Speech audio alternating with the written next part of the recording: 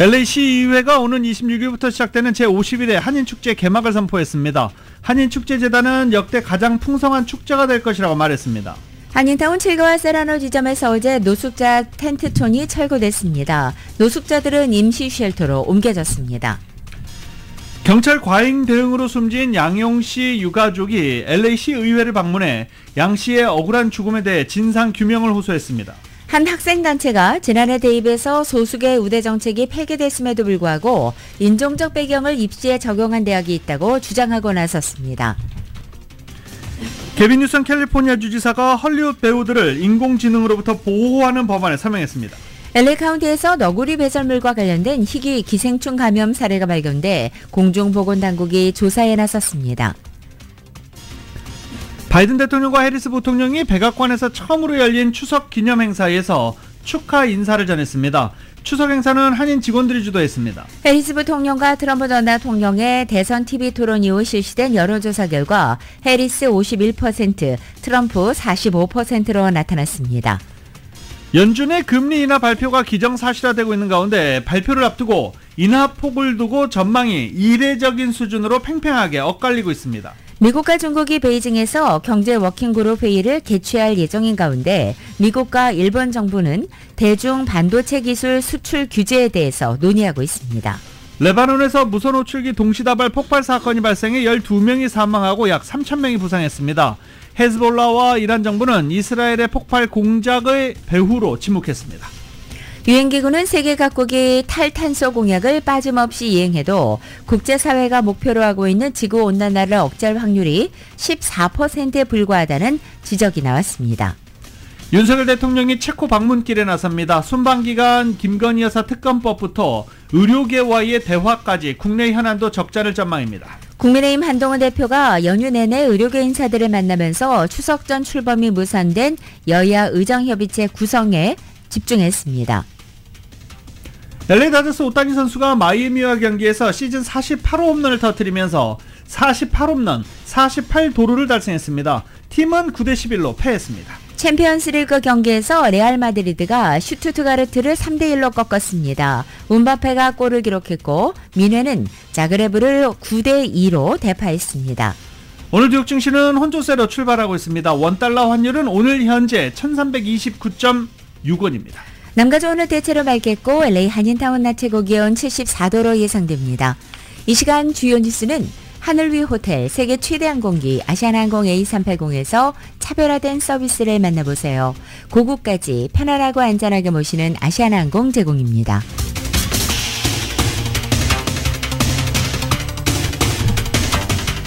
여러분 안녕하십니까? 김윤정입니다. 안녕하십니까? 유지승입니다. 2024년 9월 18일 수요일 라디오솔 모닝뉴스 2부입니다. 저희 모닝뉴스 1부 청취하신 분들은 뭐 뉴스가 좀 달라졌다라고 생각하시는 분들 많으실 것이라고 예상이 됩니다.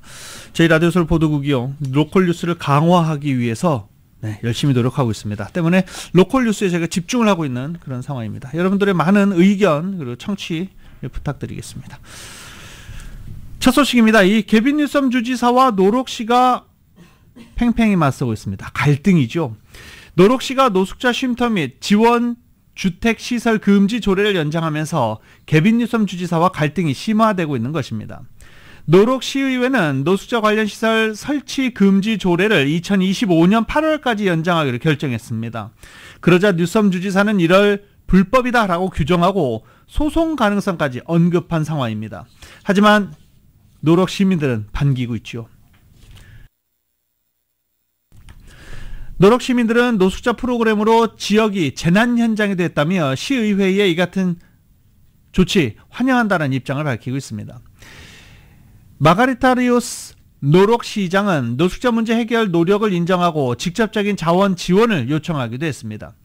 뉴섬 주지사의 소송 위협과 노록 시의 강경한 입장에 맞서면서 향후 캘리포니아의 노숙자 정책을 둘러싼 지방정부, 주정부 간의 갈등 고조될 것으로 예상이 됩니다.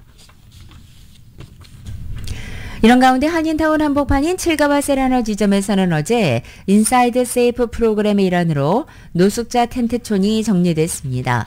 이외 타운 소식 이은 기자가 전해드립니다.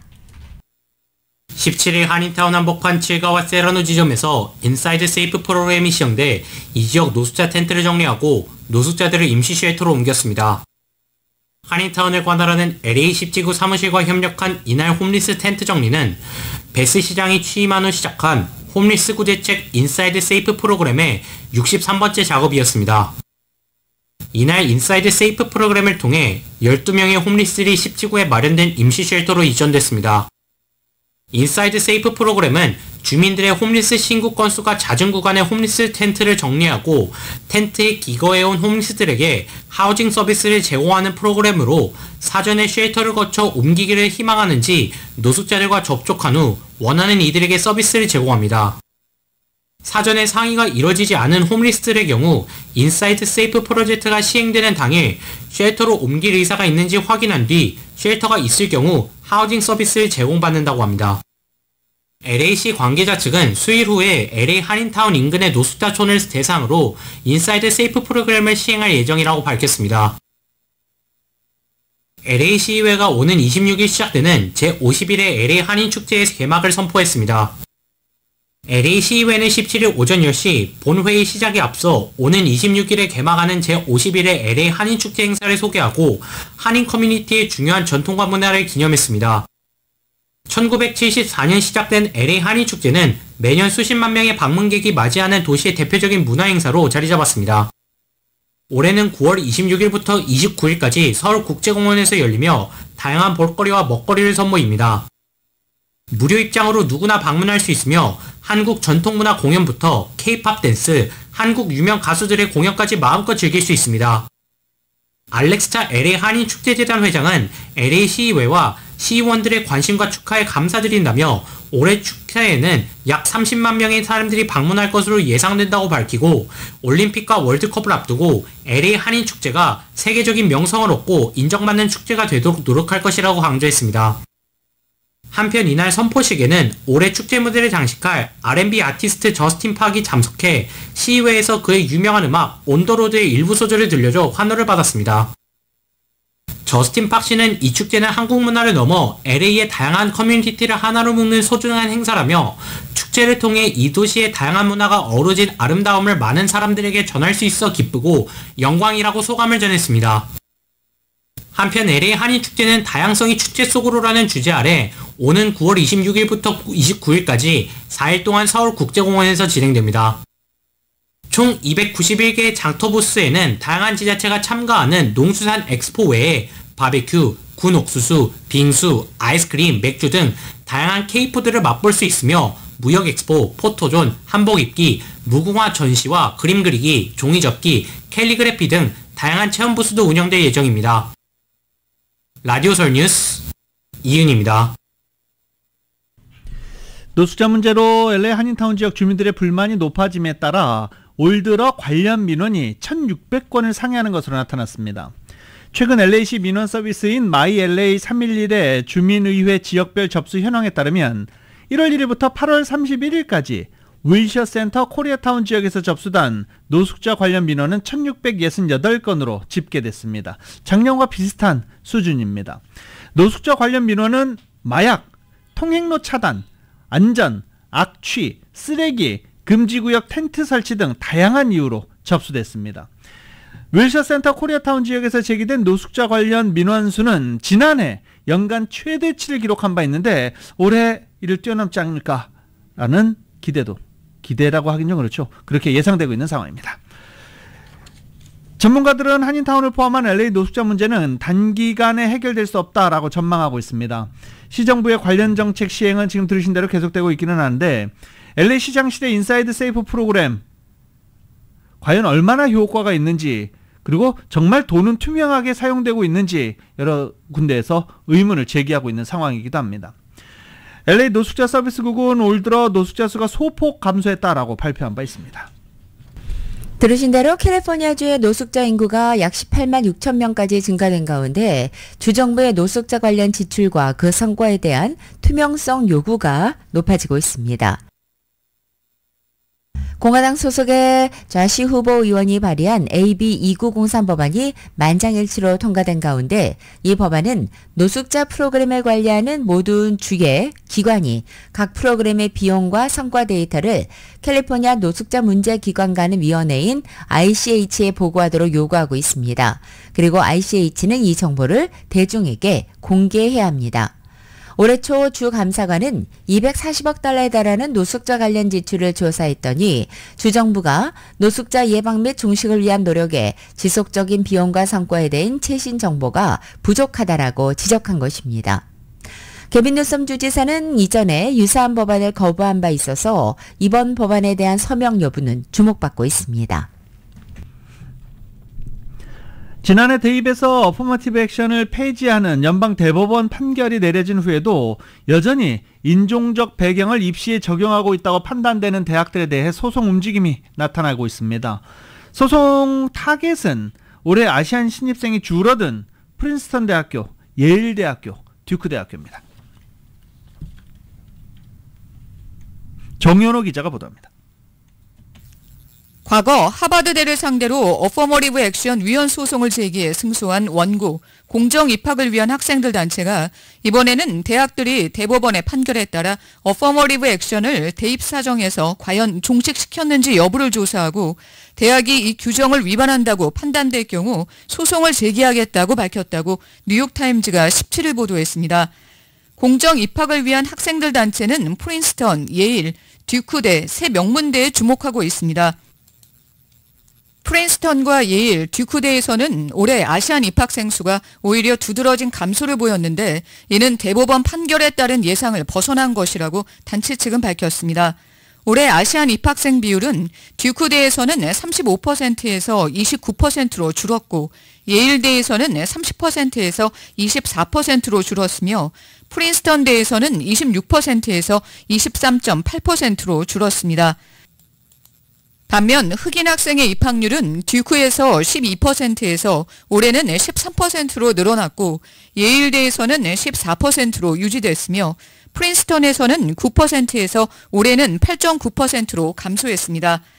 공정 입학을 위한 학생들은 17일 이들 세 군데 대학들이 연방대법원이 제시한 규칙을 준수하고 있는지 의문을 제기하는 서한을 보냈습니다. 이 서한에서 프린스턴과 예일, 듀크대의 올 신입생 인종 데이터는 진정한 인종 중립성 하에서는 불가능하다고 주장하면서 이날 보낸 서신은 첫 번째 통보라며 서신을 보존하라고 당부했습니다. 이번 서신은 인종을 감안한 입학 사정을 둘러싼 논쟁이 대법원의 결정으로 종식되지 않았다는 것을 의미합니다. 공정 입학을 위한 학생들의 이 같은 움직임이 너무 성급했다는 주장이 있습니다. 입학생 수치는 매해 변하고 판결 후에 첫 해 데이터를 보고 결론을 짓기에는 너무 성급하다는 지적입니다. 연방대법원 판결 이후에도 아시안 학생 수가 정체됐거나 오히려 줄어든 이유 중에 하나로 지원서에서 인종과 민족 항목에 체크하지 않는 학생들의 비율이 늘어난 것을 들 수 있습니다. 일례로 프린스턴에서는 이 수치가 지난해 1.8%에서 올해는 7.7%로 급증했습니다. 듀크에서는 지난해 5%에서 올해는 11%로 늘어났습니다. 대법원 판결은 어퍼머티브 액션 폐지 결정에도 불구하고 인종적인 요소를 일부 참작할 수 있는 부분을 남겨놨는데 이는 지원자가 에세이에서 자신의 삶에서 의미 있는 부분에서 경험으로 언급된다면 입학 사정관들이 이를 고려할 수 있도록 허용한 점입니다. 17일 이들 세 개 대학들에 발송한 서한에서 공정 입학을 위한 학생들 단체는 대법원이 대학 측이 판결을 우회하기 위해서 대입 에세이를 활용하는 것에 대해서 경고했다는 점을 언급하면서 이번 조사의 주안점이 대입 에세이 부분이 될 것임을 암시했습니다. 라디오 서울 뉴스 정연호입니다. 캘리포니아 주립대학에 재학하고 있는 서류 미비 신분 학생들에게도 교내 취업을 허용하자는 법안이 최근 주의회를 통과했습니다. 연방정부의 보조금 삭감을 우려하는 학교 당국과 학생 옹호그룹 사이에 의견이 엇갈리고 있습니다. 주의회가 UC 계열과 캘스테이트 계열, 커뮤니티 칼리지에 재학하고 있는 5만 5천여 명의 서류 미비 학생들에게 교내 취업을 허용하자는 내용을 골자로 하는 AB 2586을 통과시켰습니다. 하지만 연방정부 보조금에 크게 의존하고 있는 주립대 당국자들이 연방법과 이 법이 충돌할 가능성이 높다면서 우려의 목소리를 내고 있습니다. 현재는 개빈 뉴섬 주지사의 서명만을 남겨있고 있는 가운데 뉴섬 주지사의 즉각적인 서명과 조속한 시행을 촉구하는 학생 옹호 그룹과는 달리 유씨 계열을 비롯한 주립대 당국자 고심은 깊어지고 있다는 것입니다. 당국자들은 주의회에 보낸 서한을 통해서 이 법안이 서류 미비자들의 취업을 금지하는 연방법인 이민개혁 통제법 IRCA와 충돌할 우려가 크고 또 서류 미비 학생들은 물론이고 연간 수백억 달러의 연방 보조금을 받는 주립대학 근무자들을 위험에 빠뜨릴 가능성이 높다고 주장하고 있습니다. 렌트비와 공과금이 10년 만에 집값 상승률보다 빨리 올랐습니다.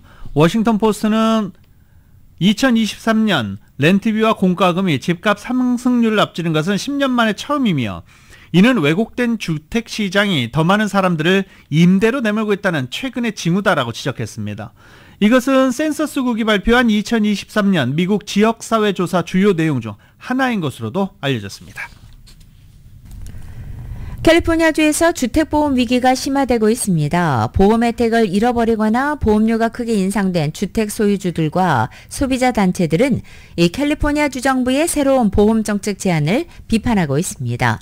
캘리포니아주 규제당국은 새해가 시작되기 전에 보험회사들을 다시 캘리포니아로 불러들일 수 있는 새로운 계획을 제안했지만 이 계획은 현재 많은 비판에 직면해 있습니다. 주택 소유주들과 소비자 옹호단체들은 이 제안이 보험회사들의 이익만을 고려한 것이라고 주장하는 것입니다. 보험료 인상을 억제하고 주택 소유자들의 부담을 덜어줄 수 있는 보다 강력한 조치를 요구하고 있는 것입니다. 전문가들은 캘리포니아의 주택보험 시장이 단기간 내에 안정을 찾기 어려울 것으로 전망하고 있고 기후변화로 인한 산불 위험 증가와 재건축 비용 상승 같은 여러 가지 요인들이 복합적으로 작용하고 있다고 설명하고 있습니다.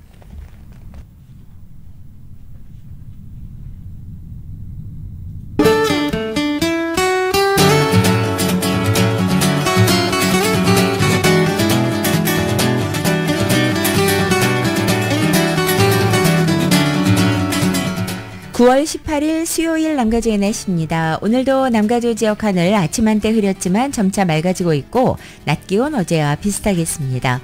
목요일인 내일과 모레 금요일 이틀 동안은 대체로 흐린 날씨에 지역에 따라 비 소식이 있고 낮 기온도 오늘보다 2, 3도가량 더 내려앉아서 이번 주 중에 가장 서늘하겠습니다. 주말인 토요일부터는 보다 맑은 하늘 드러내면서 낮 기온도 크게 올라 급격한 기온 변화를 보이겠습니다. 토요일의 낮 기온은 전날보다 8도가량 오르고 일요일 4도가량 더 올라서 평년 기온을 웃돌겠습니다. LA 한인타운의 오늘 낮 최고 기온 74도, 밤 최저 기온은 58도, 오렌지 카운티 지역은 76도, 63도, 밸리와 일란드 엠파이어 지역 79도, 58도, 해안 지역은 71도, 63도로 예상됩니다. 끝으로 한국 오늘도 역시 무더위가 계속되는 가운데 전국 곳곳에 비가 내리겠습니다. 서울의 오늘 아침 최저 기온 77도, 낮 최고 기온은 90도로 예상됩니다. 개빈 뉴섬 주지사가 헐리우드 배우들을 인공지능으로부터 보호하는 법안에 서명했습니다. 보도국에서 전해드립니다. 이 법안은 배우들의 동의 없이 디지털 복제본을 만드는 데 있어서 AI 사용을 규제하는 내용을 담고 있습니다. 할리우드에서 AI 사용이 빠르게 도입되면서 주지사는 그동안 할리우드 스튜디오의 이윤극 대화와 근로자들 사이에서 줄타기를 해왔습니다. 뉴섬 주지사는 성명을 통해 AI와 디지털 미디어가 엔터테인먼트 산업을 변화시키는 방식에 있어 미지의 영역을 헤쳐나가고 있지만 주안점은 노동자를 보호하는 것이라며 새 법이 배우들의 초상권 사용을 규제하면서도 엔터테인먼트 업계가 계속 번창할 수 있도록 배려하는 데 초점을 두었다고 밝혔습니다. 주지사가 서명한 인공지능 규제법은 2025년부터 시행될 예정이며 캘리포니아 노동연맹과 전미 텔레비전 라디오 배우 조합의 지지를 받고 있습니다. 뉴섬이 이날 서명한 또 다른 법안은 고인이 된 공연자들의 유산관리인의 허가 없이 상업적 목적으로 디지털 복제되는 것을 방지합니다. 앞서 컨트리 음악의 발상지인 테네시주는 지난 3월에 음악가와 아티스트를 보호하는 법을 제정하며 AI 규제를 선도했습니다. 새법의 지지자들은 법이 혁신을 억제하지 않으면서도 책임있는 AI 사용을 장려하는 데 도움이 될 것이라는 입장이지만 가주상공회의소 등 반대하는 사람들은 새법이 실행 불가능할 가능성이 높고 앞으로 길고 복잡한 법적 분쟁으로 이어질 수 있다는 입장입니다. 라디오 서울 보도국 뉴스룸입니다. 오는 11월 5일 대선과 함께 치러지는 연방, 주, 로컬 등이 각급 선거를 앞두고 다음 달부터 본격적인 선거 일정에 돌입하게 됩니다. 한인 후보들이 많이 출마해서 그 어느 때보다도 한인사회 관심이 높은 이번 선거에서 LA 한일을 비롯한 한인단체들은 이에 따라 유권자 등록 캠페인도 활발하게 전개하고 있습니다. 캘리포니아주 총무처 장관실에 따르면 오는 10월 7일 우편 투표 발송을 시작으로 같은 달 21일 유권자 등록이 마감됩니다. 10월 26일부터는 현장 투표센터도 설치됩니다. 총무처 장관실은 모든 등록 유권자는 우편 투표나 현장 투표를 선택할 수 있다며 유권자 등록과 등록 여부 확인은 공식 웹사이트에서 가능하다고 안내하고 있습니다. 유권자 등록 조건은 미국의 시민권자로 선거일 기준으로 만 18세 이상이어야 합니다. 가석방 상태를 제외하고 중범죄로 교도소에 수감되지 않아야 하고 또 정신기능상 투표권 행사에 법률적 제한이 없는 경우로 설명돼 있습니다. 이 작성한 우편투표 용지는 우편으로 보낼 경우 늦어도 선거 당일의 날짜 소인이 찍히고 선거국에 7일 내에 도착해야 인정됩니다. 우편투표 용지는 곳곳에 설치되는 투표지, 수거함이나 현장 투표센터에서도 제출할 수 있습니다. 바이든 대통령과 카멜라 해리스 부통령이 워싱턴 DC 백악관에서 열린 첫 추석 기념 행사에 서면으로 축하 인사를 전했습니다. 바이든 대통령은 백악관 행정동인 아이젠하워 빌딩에서 어제 진행된 추석 행사에서 사상 첫 추석 백악관 리셉션에 모인 여러분에게 진심 어린 인사를 전한다며 추석은 축하와 기념, 갱신과 성찰, 약속과 가능성 있는 시간이다라고 말했습니다. 이 즐거운 명절은 전 세계 한국인 가족이 한자리에 모여 축복에 감사하고 조상의 유산을 기린다며 추석은 한국 공동체의 풍부한 유산뿐 아니라 전 세계 사람들을 하나로 묶는 보편적 유대감을 떠올리게 한다라고 평가했습니다. 우리가 어디서 왔든 모두 미국인이라며 가족이 이민을 온 지 몇 세대가 지났건 여러분이 직접 이민을 왔든 여러분 각자는 한국 공동체의 활기와 문화, 공헌을 미국의 테피스트리, 여러 색실로 그림을 짜는 직물과 같이 엮어놓았다라고 말했습니다. 해리스 부통령은 추석은 가족의 중요성, 가을의 축복, 그리고 조상의 넓은 어깨 위에 우리가 서 있다는 사실을 상기시킨다며 한인은 수백 년간 미국의 구성에서 중요한 부분을 차지해왔다라고 말하기도 했습니다. 캐서린 타이 무역대표부 대표는 직접 행사에 참석해 조미 수호 통상 조약이 1882년 체결된 이래 한인들은 이 나라를 만드는데 없어서는 안 되는 역할을 해왔다라고 말하기도 했습니다. 추석 행사를 주최한 것은 백악관에 근무하는 한인과 전내 백악관에서 근무했던 한인들이 함께 모여서 만든 것으로 알려지고 있습니다. 필립 김 특보는 첫 행사를 함에 있어서 비전은 이번이 처음이라는 데 만족하지 않을 것이다. 이런 일을 계속되길 원한다라고 말하기도 했습니다. 이 행사를 주최한 것은 백악관 사람들만이 아니고 이런 일이 진행되길 바라는 커뮤니티 리더들과 파트너십에 따른 것이었다라고 말하기도 했습니다. LA 카운티에서 너구리 배설물과 관련된 희귀 기생충 감염 사례가 2건 발견됐습니다. 공중보건당국이 조사에 착수했습니다. 보도국에서 전해드립니다. LA 보건국은 사우스베이 지역에서 2건의 너구리 회충 사례가 발견됐다고 밝혔습니다. 사람들은 기생충이 너구리의 장에 서식하기 때문에 먼지, 토양, 물 또는 감염된 너구리 배설물에 오염된 물질을 먹으면 너구리 회충에 감염될 수 있습니다. 개와 고양이도 감염된 것을 섭취하면 감염될 수 있습니다. 너구리는 기생충에 의해 병에 걸리지는 않지만 배설물이 회충의 알을 옮길 수 있습니다. 사람의 경우 이 질병은 척수, 뇌, 눈을 감염시키고 뇌와 눈 질환을 유발할 수 있으며 감염된 사람은 최대 4주의 잠복기 후 메스꺼움, 피로감, 협응력 상실, 근육 조절 능력 상실, 실명, 혼수 상태와 같은 다양한 증상을 보일 수 있습니다. 전문가들은 반려동물과 야생동물의 질병을 예방하기 위해 손을 깨끗이 씻고 동물원 방문이나 여행 중 등 동물에서 사람으로 전염될 수 있는 질병에 유의할 것, 벌레 물림을 방지하고 동물에 물리고 긁히지 않도록 주의할 것, 음식을 안전하게 취급하고 반려동물에게 날 음식을 먹이지 말 것, 동물 배설물 제거하고 죽은 야생동물을 만지지 말 것 등을 당부했습니다. 라디오 서울 보도국 뉴스룸입니다.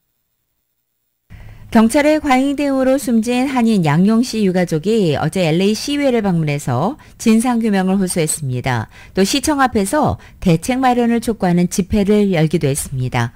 이은 기자가 전해드립니다. 17일 오전 주민공청회가 열리던 LA 시의회 모임에 양용씨 유가족이 방문해 양용씨의 억울한 죽음에 대해 알리는 시간을 가졌습니다. 이 자리는 양용씨 사건이 벌어진 지역 관할인 LA 13지구 휴고 소토 마티네즈 시의원 주선 아래 이루어졌습니다. 마티네즈 시의원은 공청회 마지막 순서에 양용씨의 사건을 소개하며 양씨와 같이 안타까운 사고로 사망한 사건은 앞으로 일어나서는 안 된다고 강조했습니다. 양용씨의 아버지인 양민 박사는 아들의 억울한 죽음과 관련해 로컬과 연방 차원의 정치 지도자들을 접촉 중이라고 근황을 전했습니다. LAPD는 아무런 진전이 없어요. 심지어는 제가 코로나 오피스에서 어탑시 리포트도 넉 달이 돼서 받았어요. 이 프로세스가 시민들을 위한 프로세스가 아니라 자기 공무원들, 경찰 공무원하고 다른 기타 시공무원들이 자기네들을 프로텍트하는 프로세스예요. 그동안 양용씨의 사건의 진상규명을 촉구하는 시위로 여러 차례를 진행했지만 시위로 할 수 있는 것에 한계를 느꼈다며 앞으로는 정계 지도자들을 접촉해 진상이 철저히 밝혀지도록 해 대책 수립에 박차를 가할 것이라고 합니다. 이날 LA 시의회 방문은 시작일 뿐이라고 덧붙였습니다. 앞으로는 제가 이렇게 시의회라든지 또는 시장실이라든지 카운티 슈퍼바이저들이라든지 경찰 커미셔너라든지 경찰이라든지 모르겠습니다. DA라든지 주 검찰국이라든지 아니면 심지어는 연방 검찰국 또는 하원 의원, 상원 의원들하고도 다 컨택을 할 생각이고요. 이날 양민 박사 부부를 비롯해 50여 명의 한인들이 시의회 모임에서 양용씨 사건을 알리는 데 동참했고 이후 시청 앞에서 진행된 시위에 참석했습니다. 시위에 참석한 조만철 정신과의사는 남가주 한인 정신과 의사협회 회장으로서 양 씨를 비롯한 정신과 환자가 경찰에 제대로 도움을 받을 수 있는 환경을 조성하는 것이 가장 중요하다고 강조했습니다.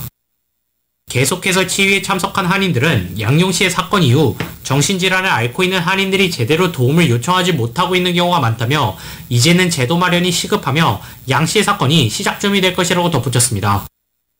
경찰이 필요할 때 경찰을 못 부르고 있어요.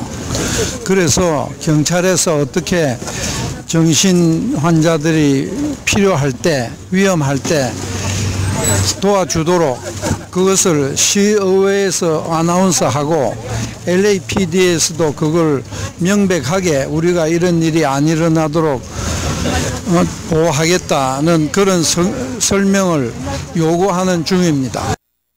라디오 서울 뉴스 이은입니다.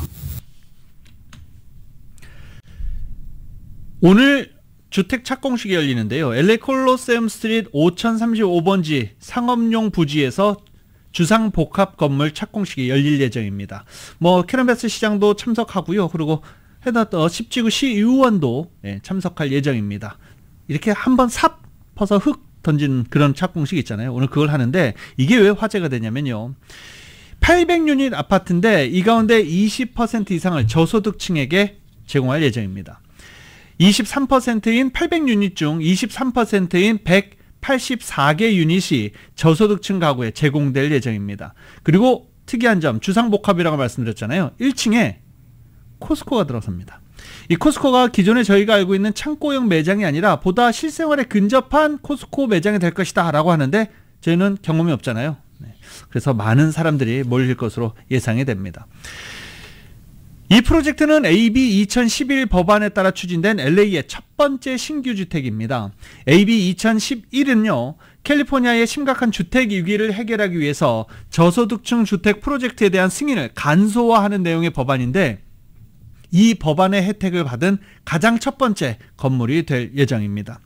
이 건물 위치는 5035 LA 콜로세움 스트릿에 위치할 예정입니다.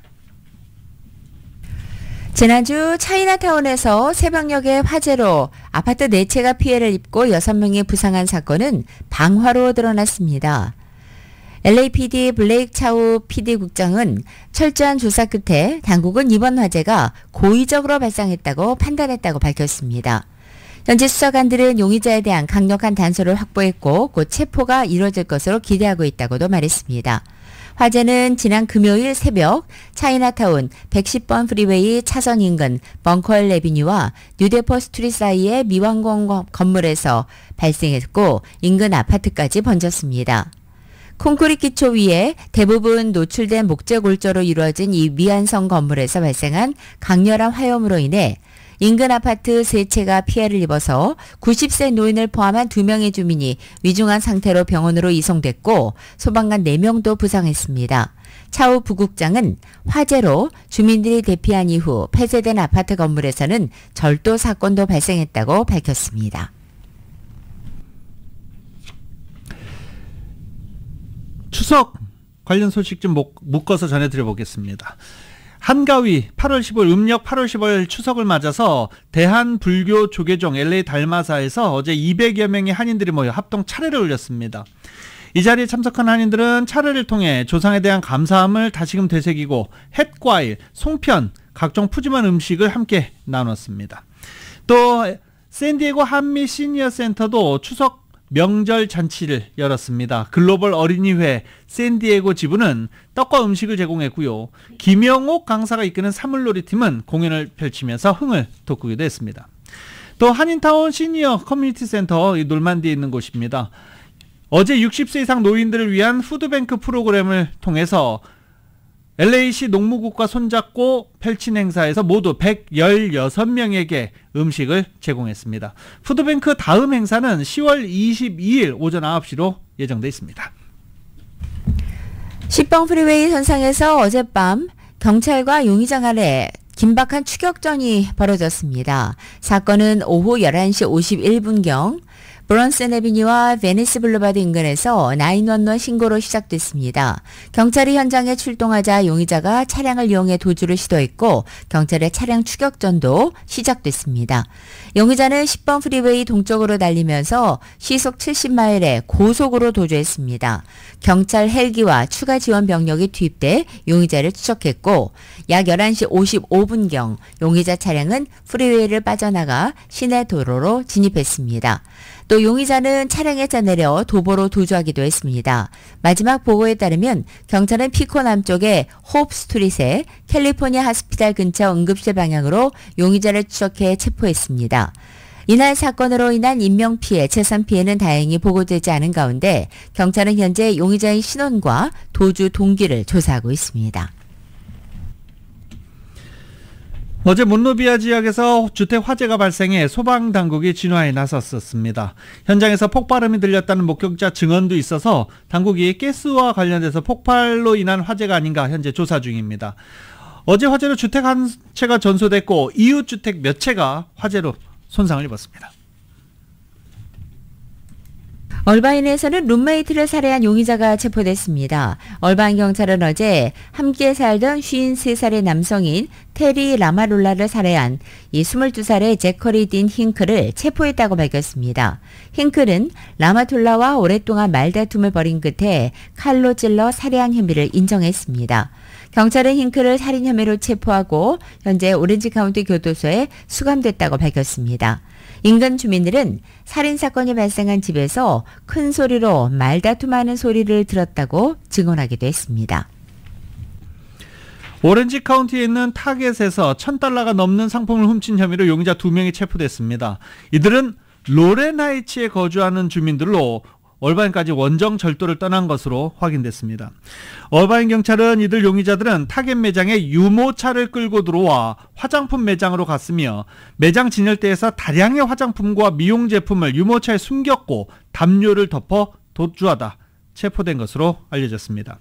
도난당한 물품은 약 $1,700 미용 제품으로 알려졌습니다. 용의자 한 명은 24살의 모날리스 크리스티나 바브로 알려졌고 다른 한 명은 미성년자로 알려지면서 신원은 공개되지 않았습니다. 경찰은 조력자, 용의자 한 명이 더 있다고 밝히고 체포하기 위해 수사 중이라고 덧붙였습니다. 이곳 LA를 비롯한 미국이 한국에서 적발되는 마약 범죄의 진원지가 되고 있다는 지적이 나온 가운데 한국관세청이 내년부터는 미국 등 해외 마약 매수 차단 노력을 강화한다고 밝혔습니다. 관세청은 2025년 예산안 중점 투자 항목 중에 하나가 바로 마약 밀수 차단이라고 설명한 것입니다. 관세청에 따르면 마약 밀수와 관련해 공항과 항만 출입자, 반출입 물품에 대한 모니터링을 강화하기 위해서 노후화된 감시 종합 시스템을 재구축해 성능을 개선하고 마약 차단망을 구축하기 위해서 라만 분광기와 신변 검색기, 마약 폭발물 탐지기, 열화상 탐지기 등의 최신 마약 탐지 장비를 확대 도입한다고 밝혔습니다. 웨스트 헐리우드 선셋 스트립의 상징적인 멕시코 레스토랑 12년 만에 문을 닫습니다. 12년 됐는데 상징적이다라고 얘기하기 조금 그렇긴 한데 그래도 많은 사람들이 좋아하는 곳이에요. 핑크타코입니다. 핑크타코가 어제 갑자기 문을 닫는다고 공지하면서 문을 닫아 미안하다라고 팻말을 걸어놨습니다. 폐업 이유는 명확히 밝히지 않았고 그동안 찾아온 단골 손님들에게 고맙다라는 메시지를 붙여놨습니다. 8225 선셋 블루버드에 위치했던 이 인기 식당은 비즈니스 리뷰 업체 옐프에서도 지금 크게 인기를 얻었었는데 문을 닫은 것으로 등록이 됐습니다. 핑크타코는 1999년 해리 모튼이 라스베가스에서 설립한 이후 2012년에 웨스트홀리우드에서 처음 문을 열었는데 12년 만에 문을 닫았습니다. 전국 단위 조사에서 해리스 부통령이 트럼프 전 대통령에게 5%포인트로 앞선다라는 조사 결과가 발표가 됐었습니다. 그런데 경합주가 중요하죠. 대선의 승패를 가를 남부의 핵심 경합주 조지아에서 트럼프 전 대통령과 해리스 부통령의 격차가 종전보다 좁아졌다는 여론조사 결과가 나왔습니다. 애틀란타 저널 컨스티튜션이 조지아 주립대와 함께 유권자 1000명을 대상으로 진행해 발표한 여론조사 결과 트럼프 전 대통령 47%, 해리스 부통령은 44%의 지지를 각각 받았습니다. 두 후보가 오차범위 내에 접전을 벌이고 있는 것으로 나타난 것입니다. 응답자 8%는 아직 지지 후보를 결정하지 못했다고 답해 이들의 표심이 대선 결과를 결정할 것으로 보입니다. 공화당 대선 후보 트럼프 전 대통령은 올해 두 번째 피살 위기를 넘긴 뒤 개최한 첫 번째 대규모 대중행사에서 오직 중요한 대통령들만 총에 맞는다라고 말했습니다. 트럼프 전 대통령은 어제 대선 경합주 가운데 하나인 미시간주 플린트의 도트 파이낸셜 센터에서 열린 타운홀 미팅에서 대통령직은 위험한 비즈니스라며 이같이 말한 것입니다. 또 트럼프 전 대통령은 당시의 상황에 대해 엄청난 경험이었다면서 사람들은 자동차 경주가 위험하다고 생각하고 또 로데오 경기가 좀 무섭다고들 하지만 이것 대통령직이 위험한 일이다라고 말했습니다. 오늘입니다. 기준금리 인하를 위한 밥상 차려졌다라는 시장의 분석 속에 금리 변동 여부를 결정하기 위한 회의 어제 오늘 열렸습니다. 연준은 이틀간 이어졌던 연방 공개시장위원회 회의를 통해 금리 인하를 처음으로 발표할 것으로 예상됩니다. 금리 인하는 2020년 3월 이후 처음입니다. 2020년 3월부터 2024년 9월까지 꾸준히 금리 인하를 올라왔습니다. 그간 연준은 팬데믹 이후 치솟는 물가에 대응하기 위해 금리를 22여 년 만에 최고 수준까지 공격적으로 끌어올렸었습니다. 제롬 파월 연준 의장을 비롯한 의원들은 인플레이션이 일단 한풀 꺾인 것으로 해석되는 지난 수개월간의 지표를 기반으로 통화 완화로 정책 방향을 전환할 수 있다는 신호를 시장에 보내왔었습니다. 오늘 기준금리 인하가 기정사실로 된 것으로 모든 사람들이 예상을 하고 있습니다. 과연 몇 퍼센트를 인하할 것인지가 관심에 집중되어 있습니다.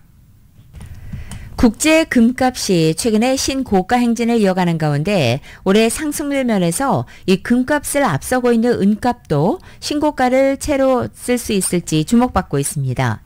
투자회사인 퍼머넌트 포트폴리오 패밀리에 따르면 금에 대한 투자 소비 에너지가 은으로까지 파급되기 시작했다며 금리 인하와 글로벌 불확실성, 미국 달러와 약세까지 거시적 배경을 볼 때 금과 은 가격 강세가 예상되고 특히 은 가격이 더 공격적으로 움직일 것이라고 전망했습니다. 또 은값이 아직 상승 랠리의 중간 부분에 있다면서 이미 전 고점을 향해 가기 위해 필요한 시장 요인들이 목격되고 있다고도 기대했습니다. 타파통 뭐 쓰십니까? 네, 뭐 한국 분들은 대부분 락앤락 뭐 이런 것도 있고 그렇죠. 그런데 이 밀폐 용기의 대명사 타파웨어가 일부 자회사가 파산 보호 신청을 했습니다. 타파웨어는 델라웨어 파산 법원에 제출한 서류에서 자사의 자산 가치를 최대 10억 달러로 부채의 규모는 최대 100억 달러로 추산했습니다. 그러면서 채권자가 많게는 10만 명에 이를 수 있다고 밝힌 것으로 전해졌습니다.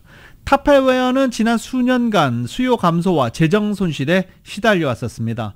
코로나 이후 집에서 직접 요리를 하는 사람이 늘면서 일시적으로 실적이 개선됐지만 팬데믹 종식 후에는 밀폐 용기 수요가 다시 줄고 전 세계적으로 합성 수지를 비롯한 원자재 가격과 인건비, 운송비가 치솟으면서 수익이 크게 악화한 것으로 알려졌습니다. 이미지 중심의 소셜 네트워크 서비스인 인스타그램의 10대 계정이 기본적으로는 비공개로 전환되고 팔로우를 하거나 이미 연결된 사람으로부터만 개인 메시지를 받을 수 있도록 제한됩니다. 이 페이스북의 모회사 메타 플랫폼은 어제 청소년 이용자들을 위한 이 같은 내용의 안전 사용 강화 방안을 발표한 것입니다. 이것은 메타가 10대들이 중독되도록 인스타그램과 페이스북의 기능을 고의적이고도 의도적으로 설계해서 청소년에게 해를 끼치고 있다는 비판이 제기된 가운데 나온 것입니다. 캘리포니아주 등 33개 주정부는 지난해 10월 메타가 페이스북과 인스타그램의 과도한 중독성으로 청소년의 정신건강에 피해를 주고 있다며 소송을 냈고 유럽연합 역시 페이스북과 인스타그램이 미성년자에게 중독을 유발할 가능성이 있다며 공식 조사에 착수했습니다. 11월 대선을 앞두고 여야 대선 후보가 일본 제철에 US 스틸 인수에 반대하는 가운데 일본 제철이 인수 계획을 심의하는 당국에 낸 심의 신청을 우선 철회한 뒤 재신청하는 방안을 추진 중인 것으로 전해졌습니다. 교도통신은 이번 인수 안건을 심의하는 외국인 투자심의회가 재신청을 인정하기로 했다며 일본 제철은 기존 신청을 취하하고 재신청할 것으로 전해졌습니다. 레바논 전역에서 현지 시간으로 17일 무장단체 헤즈볼라가 주로 쓰고 있는 무선 호출기, 워키토키 수백 대가 동시에 폭발했습니다. 최소 9명이 숨지고 2,750명이 다쳤습니다. 헤즈볼라와 팔레스타인 무장단체 하마스 측은 이스라엘을 그 배후로 지목하며 보복을 대짐했습니다. 폭발은 레바논 남부와 동부 베카벨리, 수도 베이루트 남부 교외 지역 등 헤즈볼라 거점 지역을 중심으로 레바논 지역에서 발생한 것입니다. 라디오서울 모닝뉴스 함께하고 계십니다.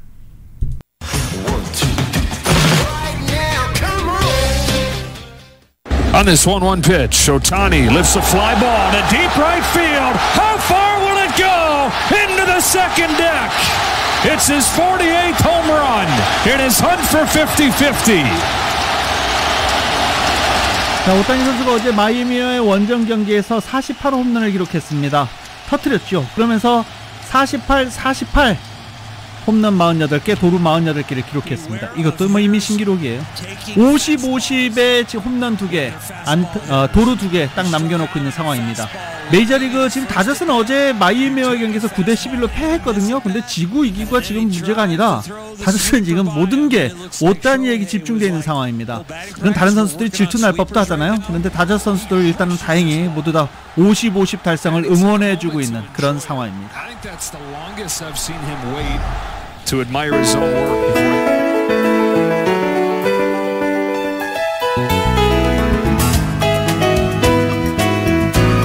2024년 9월 18일 수요일에 전해드린 라디오서울 모닝뉴스 여기서 마치겠습니다. 요새 날씨 선선합니다. 어제 달 보고 뭐 소원 비셨나요?